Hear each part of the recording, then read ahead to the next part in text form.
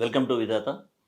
ఈరోజు కేంద్ర ప్రభుత్వం ఇప్పటి వరకు ఉన్న మహాత్మా గాంధీ జాతీయ ఉపాధి హామీ పథకాన్ని పేరు మార్చి కొత్తగా విబిజీ రామ్జీ అనే కొత్త పేరుని తీసుకొని వచ్చింది. ఈ కొత్త దీంట్లో కూడా కొన్ని మార్పులు కూడా తీసుకొని వచ్చింది.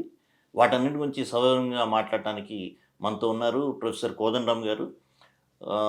తెలంగాణ జనసమితి వ్యవస్థాపకులు, ఎమ్మెల్సీగా ఉన్నారు. నమస్కారం అండి. నమస్తే సార్, గవర్నమెంట్ ఉపాధి హామీ పథకాన్ని ఇప్పుడు కొత్త దీంట్లో తీసుకొని వచ్చింది. ఇంతకుముందు అనేది యాక్ట్ ఉండే, ఇప్పుడు అది మిషన్గా మారింది. దీన్ని మీరు ఎట్లా అర్థం చేసుకోగలుగుతారు? వాస్తవానికి ఇది పూర్తిగా సంపూర్ణంగా ఉపాధి హామీ పథకం యొక్క స్ఫూర్తికి విరుద్ధమైనటువంటిది. ఇప్పుడు గవర్నమెంట్ కేంద్ర ప్రభుత్వం చేస్తున్న మార్పులు, ఉపాధి హామీ పథకం అనేది వాస్తవానికి దాన్ని ఆ పథకాన్ని రూపకల్పన చేసిన దాంట్లో కీలక పాత్ర పోషించిన జేంద్రీస్ లాంటి ఆర్థిక శాస్త్రవేత్తలు వాళ్ళు అసలు చాలా ఆగ్రహంతో ఉన్నారు. మొత్తం బీహార్లోని ఉపాధి హామీ పథకంలో పనిచేస్తున్నటువంటి వాళ్ళతోని, ఆ రంగాన్ని బలోపేతం చేయడానికి కృషి చేస్తున్న ప్రజా సంఘాలతోని మాట్లాడి వారు చాలా విషయాలు మీడియా ద్వారా ప్రజల ముందు ఉంచారు. చాలా తీవ్రమైన ఆగ్రహాన్ని వ్యక్తం చేశారు. ఇవాళ ఇది ఉపాధి హామీ అనేది మొట్టమొదట మనం తెలుసుకోవాల్సింది ఏంటంటే అది ఒక రోజుతో వచ్చింది కాదు. అది ఆ పథకం కోసం చాలా ప్రయాస జరిగింది, చాలా ప్రయత్నాలు జరిగాయి. మొట్టమొదట ఈ పథకం కోసం రాజస్థాన్, మహారాష్ట్ర లాంటి రాష్ట్రాలలో చాలా ఆందోళనలు చెలరేగినాయి. ప్రజలకు పని హక్కు ఉండాలి అని ప్రత్యేకంగా ఈ కరువు వచ్చినటువంటి సమయాల్లో పనులు దొరకక ప్రజలు ఆకలితో అలమటిస్తుంటారు.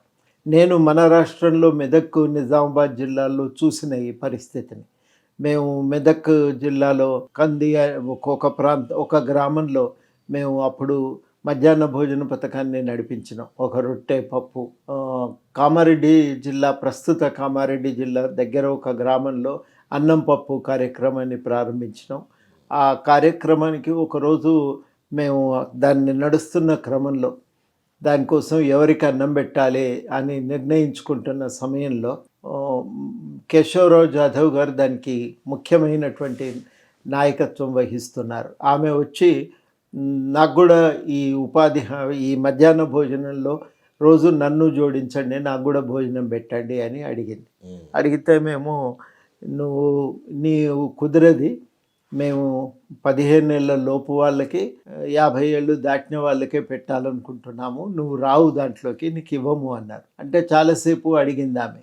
అడిగి నాకు ఇవ్వండి సార్, నేను భర్త లేడు, పిల్లలు, చిన్న పిల్ల, నన్ను నేను సాదుకునే నాకు కష్టంగా ఉంది, కాబట్టి నన్ను ఎట్లయినా చేసి నన్ను ఈ పథకంలో జోడించండి అని. కొద్దిసేపు అయినాక మేము కుదరదని చెప్పినాం. మేము కుదరదు, మేము ఈ వర్గాలకే ఇస్తామని చెప్పినాం. 15 ఏళ్ళ లోపు 50 ఏళ్ళు దాటిన పెద్దవాళ్ళకే ఇస్తాం, మీకు పెట్టమని చెప్పినాం. చెప్తే ఆమె లాస్ట్కు సచ్చినాక నా సాగు కన్నా రండి అనుకుంటే లేచిపోతుంది. ఆ మాట వినగానే జాదవ్ సాబ్ బాధపడి, అమ్మ ఇక్కడ రా, నువ్వు రేపటి నుంచి వచ్చి తిను అని ఆ పేరు యాడ్ చేసిండు.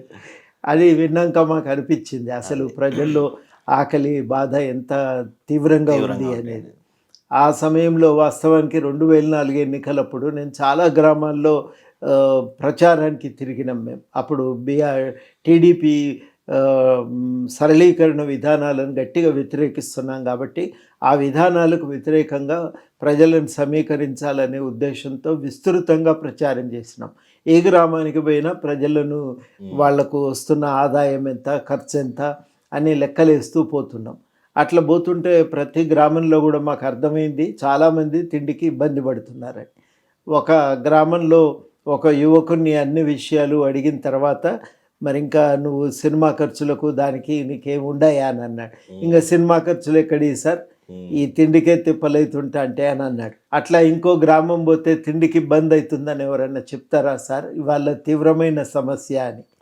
ఇట్లా చాలా గ్రామాల్లో ఈ విషయాలను చూసినాక మాకు అనిపించింది వాస్తవానికి ప్రజలకు అప్పుడే కొత్తగా కేంద్ర ప్రభుత్వం పనికి ఆహార పథకాన్ని తీసుకొచ్చింది. ఆ పనికి ఆహార పథకం చాలా అవసరమని, కానీ దాని అమల్లో చాలా లోపాలు ఉన్నాయి. ప్రజలకు వస్తున్న గట్టి ఎండిపోయి ఉన్న గట్టి నేలల్లో తవ్వటం కష్టంగా ఉండేది. ఆ తవ్వితే వచ్చిన ఆదాయము వాళ్ళకు చాలా తక్కువగా ఉండేది. మార్కెట్ ఆదాయం కూలీ మార్కెట్ రేట్ కంటే తక్కువ ఉండేది. కూలీ గిట్టుబాటు అయ్యేది కాదు. కాబట్టి చాలా ఇబ్బంది పడేది. చాలా ఇబ్బంది పడుతున్నటువంటి సమయంలో మేము 2 పనులు చేసినాం. ఒకటి ఉపాధి హామీ అవసరం, అట్లాంటిది పనికి ఆహారం పథకం అవసరము.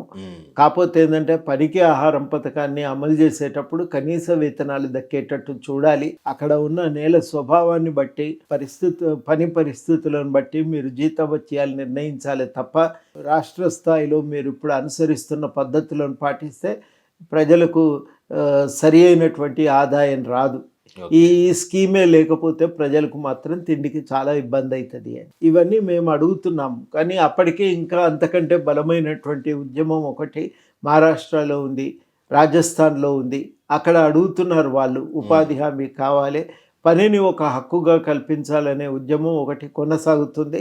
దానికి స్పందనగా మహారాష్ట్రలో ఒక ఉపాధి హామీ పథకాన్ని తీసుకొచ్చారు. దాంట్లో మేము చెప్పినటువంటి లోపాలే ఉన్నాయి. ఆ లోపాల కారణంగా అది కూడా సరిగ్గా విజయవంతం కానప్పుడు దాన్ని అధ్యయనం చేసిన తర్వాత దాని ఆధారంగా ఇతర రాష్ట్రాల్లో కూడా ఉపాధి హామీని డిమాండ్ చేస్తూ వచ్చిన ఉద్యమకారులందరి స్పందనను చూసి అప్పుడు ద్రీజ్ లాంటి వాళ్ళు ఈ ఉపాధి హామీ చట్టాన్ని రూపకల్పన చేశారు. ఆ చట్టం కూడా అంత తొందరగా ఏమీ ఆమోదం దొరకలేదు. ఈ ఉపాధి హామీ అమలు చేస్తే మరి మనకు వనరులు చాలవు అనే ఒక వ్యతిరేకత బాగా బలంగా వ్యక్తమైంది. సరళీకరణ విధానాలు బలంగా అమల్లో ఉన్న సమయం అది. కాబట్టి ప్రజలకు ఇట్లాంటి ఒక పథకాన్ని అమలు చేయటమే వృధా, అది నిధుల దుర్వినియోగం తప్ప ఇది మరొకటి కాదు అనే వ్యతిరేకత వచ్చింది. అందులో కూడా వైడ్ రేంజ్ పథకం బాగా ఎక్కడ పడితే అక్కడ మీరు దీన్ని అమలు చేయకూడదు, అవసరమైనప్పుడు ఆపటానికి ప్రభుత్వానికి అవకాశం ఉండాలని వీటన్నింటినీ కూడా ఒక్కొక్క దాన్ని అప్పుడు పథకాన్ని చివరికి ఏం చేసిందంటే కాంగ్రెస్ ప్రభుత్వం ఆ బిల్లును జాయింట్ పార్లమెంటరీ కమిటీకి ముందు పెట్టింది. ఆ పార్లమెంటరీ కమిటీ ముందు పెడితే అక్కడ వీళ్ళు మేధావులు పోయి అన్ని విషయాలు వాదించి మొత్తం మీదనైతే ఇప్పుడున్నటువంటి పథకాన్ని తీసుకొచ్చారు. ఈ పథకానికి ఉండేటువంటి ఒక గొప్ప లక్షణము, విధిగా ప్రజలకు అవసరపడినప్పుడల్లా వాళ్ళు అడిగితే పన్నులు కల్పించాల్సిందే. ఆ పన్నుల ద్వారా ప్రజలకు గిట్టుబాటు ధర, వాళ్ళ కూలీ రేటు గిట్టుబాటు అయ్యేటట్టుగా చూసుకోవాలి. అట్లా చాలా విషయాలు, దాని గైడ్ లైన్స్ తయారు చేసేటప్పుడు మన తెలంగాణ అనుభవాలన్నీ మేము ఆ కమిటీలో అప్పటి ప్రభుత్వం ముందు పెట్టినాం. దానికి శంకరన్ లాంటి వాళ్ళు కూడా కీలక పాత్ర పోషించారు. వాళ్ళందరూ కూర్చొని ఆ గైడ్ లైన్స్ని తయారు చేసాను, మేము చెప్పిన ఈ అనుభవాలను కూడా జోడించి. అట్లా ఒక ఉపాధి హామీ పథకం అనేది, దాని గైడ్ లైన్స్ అనేవి, మార్గదర్శకాలు అనేవి జారీ అయినాయి. ఆ మార్గదర్శకాల ప్రకారం ఏంటంటే పథకం మొట్టమొదటిసారి ఈ పథకంలో మనం కనుక గమనిస్తే అంతకుముందు లేనటువంటి విధంగా ప్రజలకు అవసరమైనప్పుడు ఆ స్కీమ్ను అమలు చేయాలి. కనీస వేతనాలు వాళ్ళకు దక్కేటట్టుగా చూసుకోవాలి. ఈ స్కీమ్ అనేది గ్రామ స్థాయిలో వాళ్ళ గ్రామానికి కావలసినటువంటి మౌలిక సదుపాయాల నిర్మాణానికి ఈ స్కీమ్ను ఉపయోగించుకోవాలి. ఇట్లా రకరకాలైనటువంటి దాంట్లో ఆలోచనలు. తర్వాత డబ్బు చెల్లింపుల్లో అవినీతి తొలగింపు కోసం వాళ్ళు పోస్ట్ ఆఫీసుల్లో అకౌంట్ ఓపెన్ చేయాలి. పోస్ట్ ఆఫీసుల్లో అకౌంట్ ఓపెన్ చేసి వాళ్లకు నేరుగా చెల్లింపులు కొనసాగించాలి. తర్వాత ఈ స్కీమ్ను డిజైన్ చేయాల్సింది గ్రామమే. అంటే అంతిమంగా ఏం పథకాలు కావాలి, ఆ పథకాలని ఎట్లా అమలు చేసుకోవాలని నిర్ణయించేది గ్రామ ప్రజలే. గ్రామ సభలో ఇవన్నీ నిర్ణయం చేసుకోవాలి. సరే, అవి ఆచరణలో లేవు, దానికి ఉన్న లోపాలు ఉన్నాయి. కొన్ని ఉన్నా కానీ దీంట్లో నిధుల దుర్వినియోగం లేదు. ప్రజలకు ఎంత డైరెక్ట్ ట్రాన్స్ఫర్ అవుతుంది, డైరెక్ట్గా అకౌంట్కు ట్రాన్స్ఫర్ అవుతాయి కాబట్టి అవకాశం లేదు. అట్లా స్కీమ్లో చాలా మంచి అంశాలు ఉన్నాయి. ఎవరెన్ని చెప్పినా గ్రామీణ ప్రాంతాల్లో ఆకలి నిర్మూలనకు అటు ఇటు ఉపాధి హామీ, అటు రేషన్ బియ్యం సరఫరా అనేవి రెండు బాగా ఉపయోగపడ్డాయి. అది మనం ఊహించని స్థాయిలో ఆకలి నిర్మూలించింది ఈ పథకాలు. అంతటి గొప్ప పథకాలు. కోవిడ్ లో కూడా చూసాం, హైయెస్ట్ నెంబర్ ఆఫ్ ఇవి ఎక్కువ మంది పోయినరు. ఇంకా పట్టణాల్లో ఉండి ఎంతో కొంత చదువుకున్నటువంటి వాళ్ళకు కూడా పన్నులు దొరకక వాళ్ళు కూడా ఉపాధి హామీ పనులకు పోయినరు. ఉపాధి హామీ పనులకు పోయి అట్లా కొంతైనా ఉట్టిగా కూర్చోవటం కంటే ఎంతో కొంత సంపాదించుకోవచ్చు అనే ఆలోచనతో పోయినరు. ఆ రకంగా గ్రామాలే ఆ కీలక సమయంలో గ్రామాలే వాస్తవానికి మొత్తం పనులు కోల్పోయి తినటానికి ఇబ్బంది పడుతున్నటువంటి ప్రజలను ఆదరించింది గ్రామాలే. అది కూడా ఉపాధి హామీ ఉండటం వల్ల అది సాధ్యమైంది అనేది మనందరం కూడా తెలుసుకోవాలి. పిల్లలు ఉపాధి హామీకి పోతున్నారని బాధపడ్డాను నిజమే, కానీ ఆ ఉపాధి హామీ కూడా లేకపోయి ఉంటే ఇంకెంత దుర్మార్గంగా ఉండేదో, పరిస్థితులు ఎంత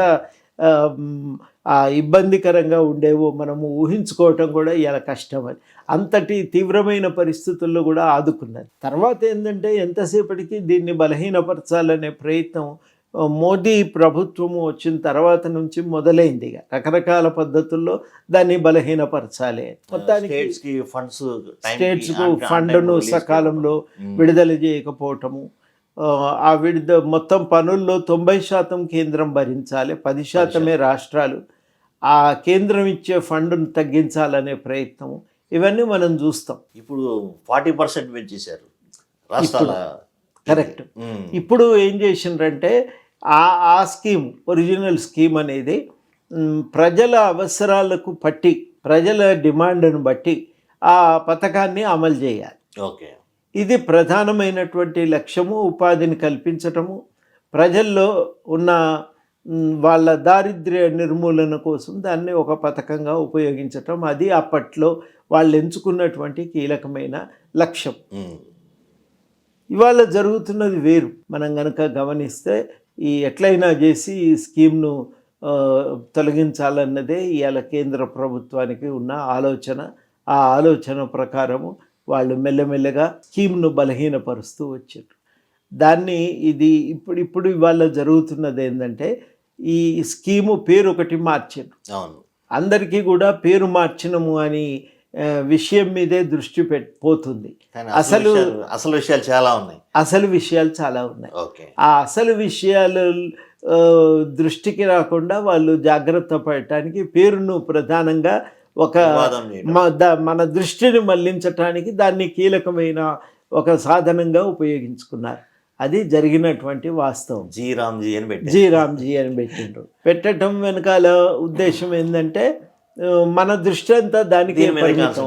అది తీవ్రంగా వ్యతిరేకించవలసిన అంశమే, దాంట్లో ఎవరికి రెండో అభిప్రాయం లేదు. కానీ దానికంటే కీలకము అసలు ఉపాధి హామీ పథకం యొక్క స్వభావాన్నే మార్చి పారేస్తున్నారు. ఆ స్వభావాన్ని ప్రైవేట్ అండ్ కార్పొరేట్ సెక్టర్లు కూడా పట్టుకొని వస్తున్నారు. దీన్ని ఎట్లా ఇంపాక్ట్ ఎట్లా ఉండబోతుంది అంటే ఇప్పుడు ఈ ఇంపాక్ట్ ఎట్లా ఉంటుందంటే ఈ స్కీము మొట్టమొదట కేంద్ర ప్రభుత్వము ఏం చేసిందంటే తాను రాష్ట్రానికి ఎంత నిధులు ఇవ్వాలనే దాంట్లో అన్ని రాష్ట్రాలకు ఒకే రకంగా ఇవ్వాలని ఏం లేదు. ఆయా ప్రాంత పరిస్థితులను బట్టి, అవసరాన్ని బట్టి కేంద్ర ప్రభుత్వము తాను నిధులను కేటాయించవచ్చు. అంటే ఏమవుతుంది, తనకు నచ్చిన రాష్ట్రాలకు ఎక్కువ ఇవ్వవచ్చు, ఇష్టం లేని రాష్ట్రాలకు తక్కువ ఇవ్వవచ్చు. ఇప్పుడు జరుగుతున్న పద్ధతిలోనే. తర్వాత ఏంటంటే ఏ రాష్ట్రానికైనా ఒక పరిమితి మేరకే వాళ్ళు ఉపాధి హామీ పనులకు పైసలు ఇస్తారు. అది కూడా 60-40% ప్రకారం. అంటే ఏ రాష్ట్రానికి ఎంత అవసరం ఉన్నది కూడా కేంద్రమే నిర్ణయిస్తారు. మళ్ళీ రాష్ట్రాలకు ఇదివరకు ఉన్నటువంటి భాగస్వామ్యం, ప్రజలకున్న భాగస్వామ్యం ఇప్పుడు లేదు. మూడోది చాలా కీలకమైన మార్పు ఏంటంటే ఇంతకు మించి పనులు కనుక ఏమన్నా పెట్టుకోదలుచుకుంటే రాష్ట్రాలు పెట్టుకోవచ్చు, అభ్యంతరం లేదు. కానీ అందుకయ్యే ఖర్చును 100% రాష్ట్రాలే భరించాలి. అంటే ఏమవుతున్నది, కేంద్రం ఏ పనులు ఇవ్వాలి, ఎట్లా ఇవ్వాలి, ఎప్పుడు ఇవ్వాలి అన్ని కేంద్రమే నిర్ణయిస్తుంది. నాలుగోది ఏంటంటే వ్యవసాయ పనులు ఉన్నప్పుడు ఈ స్కీమ్ను అమలు చేయటానికి వీల్లేదు అనే ఒక ఆంక్ష కూడా ఉన్నది. సరే, ఏ స్కీములకు ఇవ్వాలి, ఎప్పుడు ఇవ్వాలి, ఎంత ఇవ్వాలి అన్ని కేంద్రమే నిర్ణయిస్తుంది. దానివల్ల ఏమవుతున్నది, ప్రజల అవసరాన్ని బట్టి అమలు చేయవలసిన పథకాన్ని కేంద్రం ఇష్టాన్ని బట్టి అమలు చేసే స్థితికి దాన్ని తీసుకొచ్చింది. ఇంతకుముందు ఎంత పనైనా కల్పించాలి, అది ప్రజల అవసరమే, ప్రజల డిమాండే.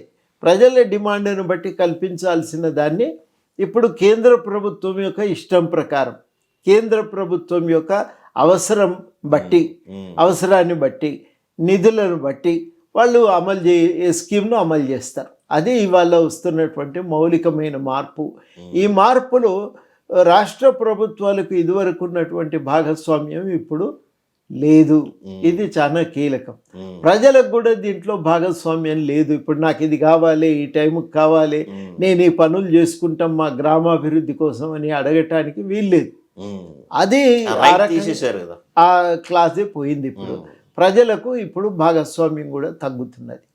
ఒక రకంగా చెప్పాలంటే మనకి ఇంగ్లీష్లో ఏమంటారంటే ఇది డిమాండ్ డ్రివెన్ స్కీమ్. అది ఉపాధి హామీ పథకం అనేది ప్రజల డిమాండ్ను బట్టి దాన్ని అమలు చేయాలి, ప్రజల అవసరాన్ని బట్టి అమలు చేయాలి.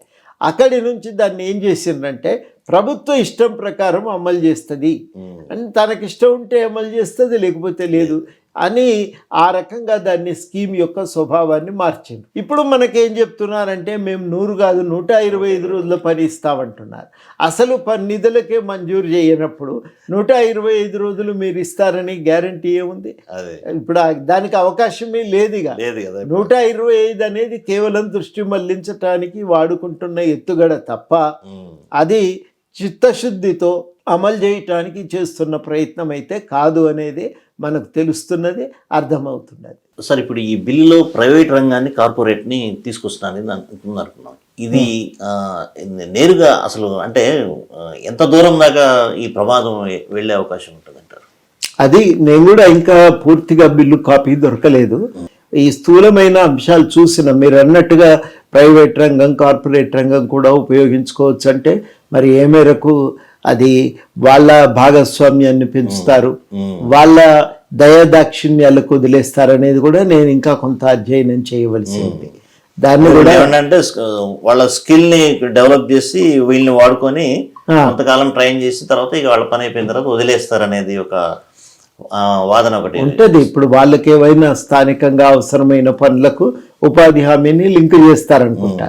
ఇది ఒక రకంగా పెట్టుబడి అవసరాలకు దాన్ని ఉపయోగించటం ఇప్పటి వరకు లేదు.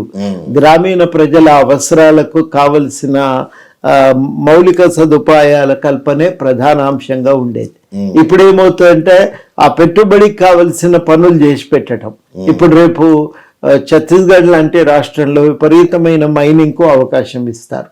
వాళ్ళకు కావలసిన రోడ్ల నిర్మాణము మరొకటో ఇవన్నింటినీ దీని పరిధిలోకి కనుక తీసుకొచ్చి వాళ్ళు కూడా దీనికి కొంత సహాయం అందిస్తారు, నిధులు అందిస్తారని పెడితే అప్పుడు ఏమవుతుందంటే ఇది ఆ ఒరిజినల్ చట్టం యొక్క స్ఫూర్తికి దాని స్వభావానికి ఇది పూర్తిగా విరుద్ధం.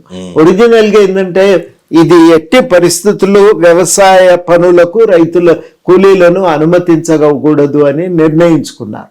ఎందుకనంటే అప్పుడు మళ్ళీ వాళ్ళ నియంత్రణలోకి కూలీలు పేద ప్రజలు వెళ్ళిపోతారు. అట్లా ఉండకూడదు. పేద ప్రజలు స్వచ్ఛంగా నిర్ణయించుకొని చేసుకోవటానికి వెసులుబాటు ఉండాలి అనేది అప్పుడు అధికారులు అందరు కూడా ఆలోచించి నిర్ణయాన్ని సమర్థించారు. ఇవాళ ఈ పని చేస్తే ఏమవుతుందంటే వాళ్ళ నియంత్రణలోకి ప్రజలు వెళ్ళిపోతారు. ఇది ప్రమాదకరమైన అంశమే అవుతుంది. కాబట్టి ఇవన్నీ కూడా ముందు ఈ చట్టాన్ని ఏ ఆలోచనతో ఏ ఉద్దేశంతో తెచ్చినరో దానికి ఇది సంపూర్ణంగా విరుద్ధము, సంపూర్ణంగా ఇది దానికి భిన్నమైనటువంటి ఒక ఆలోచనలతో ఇవాళ ఉపాధి హామీ ఒక రకంగా జీంద్రీజ్ లాంటి వాళ్ళు చాలా స్పష్టంగా చెప్తున్నారు ఉపాధి హామీ లేదు, రద్దయింది. మీరు ఇంకా దీనికి ఏమైనా పేరు పెట్టండి, ఏమైనా మాట్లాడండి, కానీ ఇది ఆ ఎన్ఆర్ఈజిఎస్ అని అనకండి దీన్ని అని. అంటే గ్రామీణ ఉపాధి హామీ పథకం ఇది కాదు, ఇది ఒరిజినల్ గా వచ్చిన పథకం కాదు. ఇది దాన్ని సంపూర్ణంగా చించి చెత్తబుట్టలో పారేసినరు. ఈ వచ్చిన స్కీమ్ అనేది దానికి సంపూర్ణంగా విరుద్ధమైనటువంటిది అనే మాట వాళ్ళు చాలా స్పష్టంగా వాళ్ళు చెప్తా ఉన్నారు. ఓకే, దీని నుంచి రాజకీయంగా దీన్ని ఎట్లా ఫైట్ చేయాల్సింది అంటే కేంద్ర ప్రభుత్వం ఎంతసేపటికి కూడా మనం చాలా జాగ్రత్తగా గమనిస్తే కార్పొరేట్ రంగానికి ఇస్తున్నటువంటి ప్రాధాన్యతను, వాళ్ళ అవసరాలకు తీర్చడానికి చేస్తున్నటువంటి ప్రయత్నాన్ని ప్రజల మీద అదే రకమైన సానుభూతి లేదు. వాళ్ళ మీద ఉన్న ప్రేమలో కొంత భాగం కూడా కార్పొరేట్ రంగం మీద ఉన్న ప్రేమలో శతాంశం కూడా ప్రజల పట్ల లేదు. ఎంతసేపటికి ప్రజల విషయానికి వచ్చేసరికి ఒక చిన్న చూపు ఉంటుంది, వివక్ష ఉంటుంది, ఏంది చేసేది అన్న ధోరణే మనకు ప్రధానంగా కనబడుతుంటుంది. వాళ్లకు ఇస్తే ప్రధానంగా కార్పొరేట్ రంగానికైతేనేమో ప్రభుత్వం ఏం చేయటానికైనా సిద్ధపడుతుంది. ప్రజల విషయానికి వచ్చేసరికి, వాళ్ళ అవసరాల విషయానికి వచ్చేసరికి ప్రభుత్వానికి ఉండే ఆలోచనలేమో సంపూర్ణంగా మారిపోతున్నాయి. ఇది నా దృష్టిలో మనకు కనబడుతున్నటువంటి ఒక వాస్తవము. ఇవాళ ఉపాధి హామీని కూడా మొత్తంగా దాన్ని తూట్లు పొడి చేస్తున్నారు. ఇంకొకటి ఏంటంటే, ఈ కేంద్ర ప్రభుత్వం కూడా విపరీతంగా ఒక అప్పుల పాలైపోయింది. ఆర్థిక రంగాన్ని సంపూర్ణంగా వాళ్ళు కూడా విధ్వంసం చేసిండ్రు. ప్రైవేట్ కార్పొరేట్ రంగానికి విచ్చలవిడిగా వాళ్ళ అప్పుల మాఫీ చేయటానికి పూనుకోవటం, సుమారు ఎంత 16 లక్షల కోట్లు ఎంతో రుణమాఫీ చేసిండ్రు వాళ్ళకి. ఇవన్నింటికి కావలసిన నిధుల కోసం ఇవాళ ప్రజలను ఎండగడుతున్నారు. కనుక వీళ్ళ నోరు పొట్టగొట్టి నిధులన్నింటినీ అటు కార్పొరేట్ రంగానికి తరలించడానికి జరుగుతున్న ప్రయత్నంలో దీన్ని ఒక భాగంగా మనం చూడాలి. మరి ఇవన్నీ జరిగినప్పుడు ప్రభుత్వం ఎట్లా గెలుస్తుందంటే, ఒక భావోద్వేగాలను రెచ్చగొట్టడం తప్ప వాళ్ళకి ఇంకొక మార్గం లేదు. కాబట్టి ఈ సరళీకరణ విధానాలకు అటు భావోద్వేగాలను రెచ్చగొట్టి గెలవాలనుకునే తాపత్రయానికి మధ్య బలమైనటువంటి సంబంధం ఉంది. ఇవి రెండు నాణానికి ఇరువైపు, రెండు వైపులు అని చెప్పి మనం ఎట్లాగైతే ఉంటాయో అదే ఈ వాళ్ళ సరళీకరణ విధానానికి ఇది ఇంకొక పార్శ్వం. అంతకు మించి ఇది మరొకటి కాదనేది మనం చాలా స్పష్టంగా అర్థం చేసుకోవాలి. నా దృష్టిలో బీజేపీ 10 ఏళ్లలో ఈ 3వ టర్మ్ అధికారంలోకి వచ్చిన తర్వాత నిస్సంకోచంగా పేదల హక్కులపై జరిపిన మొట్టమొదటి దాడిగా దీన్ని మనం చూడాల్సి ఉంటుంది. రైతుల మీద కూడా ఇట్లాంటి దాడి చేశారు. రైతులంటేనేమో కనీసం కొంత మధ్యతరగతి రైతులు ఉంటారు అని మనం అనుకోవచ్చు, కానీ ఇది విస్పష్టంగా పేద ప్రజలపై జరుగుతున్నటువంటి దాడి. ఆ రైతు విధానాలు కూడా ఇట్లనే వచ్చినాయి. మొత్తం కార్పొరేట్ రంగానికి వ్యవసాయాన్ని అప్పజెప్పటానికి, మార్కెట్ మీద నియంత్రణ, ఉత్పత్తి మీద నియంత్రణ, అదేవిధంగా ఉత్పత్తి అవసరమైనటువంటి సరుకులను అమ్మే విషయంలో కార్పొరేట్ రంగానికి నియంత్రణ కల్పించడానికి జరిగిన ప్రయత్నమే. కాకపోతే రైతాంగం దేశవ్యాపితంగా దాని పట్ల తీవ్రమైన నిరసనను వ్యక్తం చేయటంతో దిగిరాక తప్పలేదు. ఆ చట్టాలను రద్దు చేసుకున్నారు. మరి ఇప్పుడు ఏం జరుగుతుందో చూడవలసిన అవసరం ఉంది. చాలా ఒక తొందరతో దాన్ని లోక్సభలో కానీ రాజ్యసభలో కానీ బిల్లును పాస్ చేయించడానికి వాళ్ళు చేసినటువంటి ప్రయత్నం చూస్తే ఆశ్చర్యం కలిగిస్తుంది. ఎంత తొందరనో నిజంగా దాన్ని ఇటు లోక్సభలో ఎంత నిరసన వ్యక్తమైనా కనీసం ఒక పార్లమెంటరీ కమిటీకి దాన్ని నివేదించే ప్రయత్నం కూడా చేయలేదు. దాన్ని ఒక రకంగా లోక్సభలో దాన్ని ఆమోదింపజేసుకోవటానికి ఒక తొందర, రాజ్యసభలో కూడా అదే రకంగా రాత్రి 12:30 గంటలప్పుడు దాన్ని కూడా ఆమోదింపజేసుకోవటం, ఇవి నిజానికి చూస్తుంటే ఎంత తొందర ఉందో మనకు అర్థమవుతా ఉంది. ఏమన్నా కానీ దీన్ని పాస్ చేయించాలి, ఇవాళ ప్రజల పట్ల వాళ్ళకు ఉండేటువంటి పట్టింపును దాన్ని మొత్తాన్ని కూడా వాళ్ళు పూర్తిగా వాళ్ళు గాలికి వదిలేస్తున్నారు. బీజేపీని చూస్తే ఒక పక్కన జాతీయవాదం అనే దాంతో ముందుకు వస్తూ ఉంటుంది. అవును, అదే జాతీయవాదం అంటే మరోవైపు ఇక్కడ అణగారిన వర్గాలందరినీ కూడా వాళ్ళని ఎండబెట్టే ప్రయత్నాలు చేస్తూ ఉంటాయి. తేడాని ఎట్లా అర్థం చేసుకోవాలి అంటే, వాళ్ళు నిర్మిస్తున్నటువంటి జాతీయవాదము అది ప్రజలతో కూడిన జాతీయవాదం కాదు. ప్రజలందరినీ భాగస్వాములను చేసి పెంపొందించుతున్నటువంటి జాతీయవాదం కాదు. అంబేద్కర్ లాంటి వాళ్ళకు తాపత్రయం ఉంటుంది, ప్రజలందరినీ కలిపితే బలమైన జాతిగా రూపొందగలుగుతాం, దానికే కులం గోడల్ని కూల్చి ఈ కులానికి అతీతంగా మనుషులను ఒకటి చేయాలి, ఈ దేశంలో భాగం చేయాలి, పౌరులుగా మార్చాలి, అన్ని పౌరసత్వ హక్కులు అందేటట్టు చూడాలి అనే తాపత్రయం కనబడుతుంది. వీళ్ళ జాతి నిర్మాణం భావోద్వేగాల పునాది మీద జరిగే నిర్మాణం. అది ఒక రకంగా అది ఈ మనకు ఆ ఇసుక మీద కాళేశ్వరం ప్రాజెక్టు కడితే ఎట్లుంటుందో ఈ జాతి నిర్మాణం కూడా అంతే. అది ఎట్లాగైతే కూలిపోతున్నదో ఇది కూడా అదే రకంగా నిలిచేది కాదు. ప్రజలను పూర్తిగా పక్కకు జరిపి ఏం చేస్తారు, ఒక మతము ఆధారంగా ఒక జాతీయవాదాన్ని పెంపొందించి దానికి ఉండే పరిమితులు ఏంటి అనేది మొన్న 24లో జరిగిన పార్లమెంటు ఎన్నికలు కూడా స్పష్టం చేసినాయి. కానీ ఆ తొవ్వలోనే ఇవాళ బీజేపీ ప్రయాణించాలని నిర్ణయించుకున్నది. ఎందుకంటే సంపూర్ణంగా ఒక కార్పొరేట్ రంగంతో ఉన్న అనుబంధం, దాంతో బాగా ఒక బలంగా పెనవేసుకపోయినటువంటి ఆ అనుబంధం కారణంగా వాళ్ళ ప్రజలు వాళ్ళ అవసరాలను పట్టించుకునే పరిస్థితి మనకు కనబడటం లేదు. కొంతకాలంగా చూస్తే రాహుల్ గాంధీ తీసుకొచ్చిన ఓట్ చోరీ మూమెంట్ ఇది బాగా దేశవ్యాప్తంగా చర్చ అయింది. ఈ చర్చ అయిన టైంలో ఒకవైపు ఉపాధి హామీ పథకం నుంచి గాంధీజీ పేరు తీసేసి ఒక వివాదం, ఒక సెంటిమెంట్ టైప్ ఒకటి తీసుకురావటం, ఇంకోటి వందే మాతరం మీద ఒక వివాదాన్ని లేవదీయటం. దీన్ని ఎట్లా అర్థం చేసుకోవాలి? ఇప్పుడు వందే మాతరం పైన చర్చ కూడా ఆ రకంగానే, అంటే ఒక అర్ధ సత్యాలతోని తప్పుడు సమాచారంతోని వాళ్ళు మొత్తానికి ఒక భావోద్వేగాలను రెచ్చగొట్టి బలపడాలి, రాజకీయంగా బలపడాలని ప్రయత్నం చేశారు. కానీ ఈసారి అదృష్టం కొద్దీ అపోజిషన్ పార్టీస్ దాన్ని గట్టిగా తిప్పికొట్టినాయి ఆ ప్రయత్నం. అది బీజేపీ ఎత్తుగడ అది ఈసారి మరి ముందుకు పోలేదు, వాళ్ళ పాచిక పారలేదు. ఈసారికి చాలా ఇబ్బంది అయింది. ఎందుకంటే అది ఎందుకు దాన్ని ఆ రకంగా ఎంచుకున్నారనే దాని వెనుక ఒక చారిత్రక కారణాలు ఉన్నాయి. రవీంద్రనాథ్ ఠాగూర్ లాంటి పెద్దలందరి ఆలోచన ఉంది, గాంధీ కూడా దాన్ని సమర్థించాడు. కాబట్టి అందరూ కూర్చొని చేసినటువంటి ఆ కాలంలో తలెత్తిన పరిస్థితులను దృష్టిలో పెట్టుకొని చేసే నిర్ణయం అది. ఆ నిర్ణయాన్ని వీళ్ళు సరిగ్గా దాని చారిత్రక కోణాన్ని పక్కదారి పట్టించి మొత్తం మీద నెగ్గుక రావాలి, మళ్ళీ దీని పునాదుల మీద ప్రతిపక్షాలను బలహీనపరిచి తాము జాతీయ స్థాయిలో బలమైన పార్టీగా ఉండాలి అనే ప్రయత్నం ఈసారి అది విజయవంతం కాలేదు. దానితో పాటే ఆ చర్చ జరుగుతుండగానే ఈ ఉపాధి హామీ మీద కూడా బిల్లు తీసుకొచ్చారు. చర్చను అటు దారి మళ్లించి దీన్ని పార్లమెంటులో నుంచి బయటికి లాగాలి, కోర్ ఇష్యూస్ పక్కన పెట్టారు. అప్పుడు ఓట్ చోరీ మీద రాహుల్ గాంధీ గారు ఒక మాట చాలా బాగా చెప్పారు. వారు అన్నది ఏంటంటే, ప్రజలను ఆర్థిక రంగంలో ఎట్లాగో బయటికి నెట్టేశారు, రాజకీయ రంగంలో కూడా ముఖ్యంగా పేద ప్రజలను బయటికి నెట్టడానికి, రాజకీయ ప్రక్రియ నుంచి వాళ్ళని దూరం చేయటానికి, ఆర్థిక ప్రక్రియ నుంచి దూరం చేసిండ్రు, రాజకీయ ప్రక్రియ నుంచి కూడా వాళ్ళని దూరం చేసేస్తే ఇక అధికారంలో నిలబడొచ్చు అనేది వాళ్ళ బీజేపీ తాపత్రయం. అందుకనే ఏం జరిగిందంటే 2024 ఎన్నికల్లో ఏది వల్ల వచ్చిన ఫలితాలు ఏవైతే ఉన్నాయో, ఎన్నికల్లో వచ్చిన ఫలితాలు ఏవైతే ఉన్నాయో అది చూసిన తర్వాత ఈ రకమైన ప్రయత్నాలన్నీ కొనసాగుతూ ఉన్నాయి.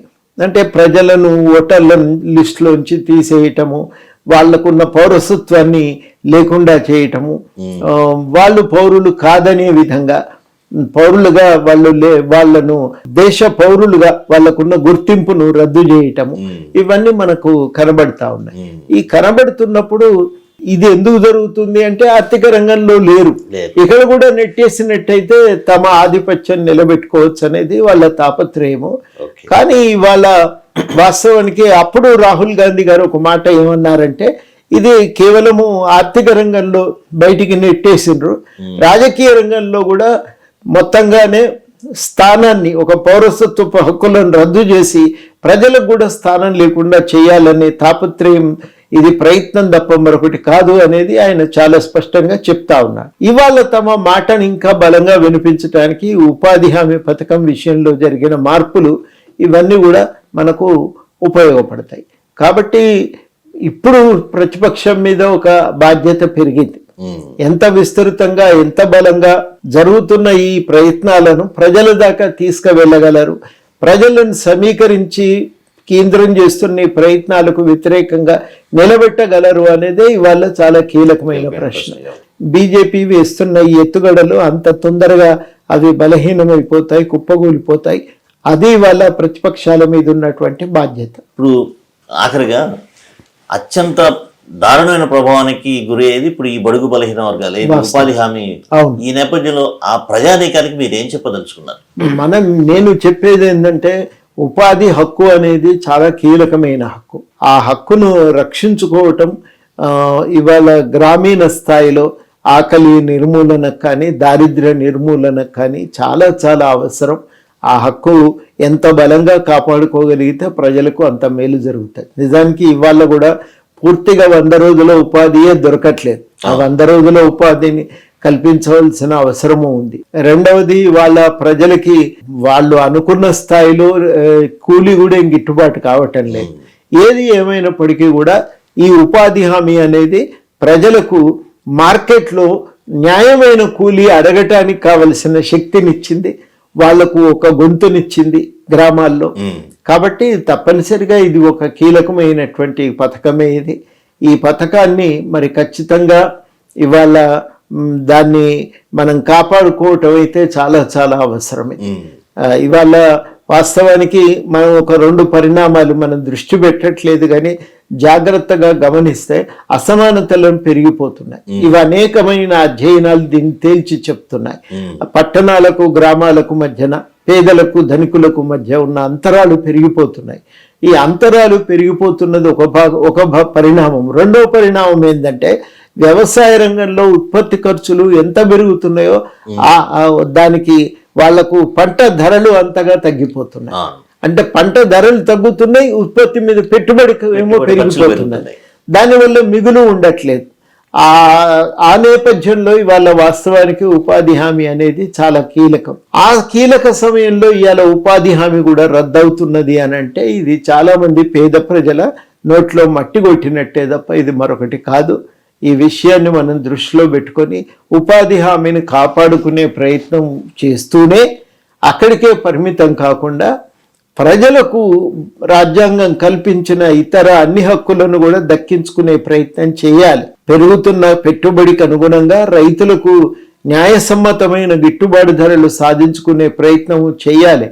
ఇవన్నింటినీ కలిపి ఒక పెద్ద ఉద్యమంగా గనక మనం ముందుకు తేగలిగితే అప్పుడు తప్పనిసరిగా ఇప్పుడు బీజేపీ చేస్తున్న ఎత్తుగడలను తిప్పికొట్టడానికి అవకాశం ఉంటుంది. దాంట్లో 2 కీలకమైనది గిట్టుబాటు ధరను హక్కుగా అడుగుతున్న సమయంలో ఇవాళ ఏం చేస్తున్నారంటే ఉపాధి హక్కును కూడా తొలగించేస్తున్నారు. అడుగుతున్న వాటిని పక్కన పెట్టి అసలైనవి కూడా తీసేస్తున్నారు.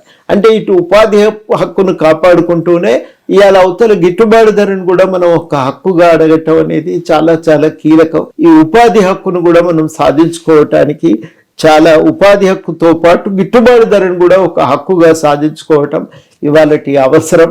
దానికోసం మనం అందరం కూడా సంఘటితంగా ఒక ప్రయత్నం చేయాలని చెప్పి నేను భావిస్తూ ఉన్నా. థ్యాంక్ యూ సార్, మాకు అనేక విషయాలు పంచుకున్నందుకు thank you very much. Thanks.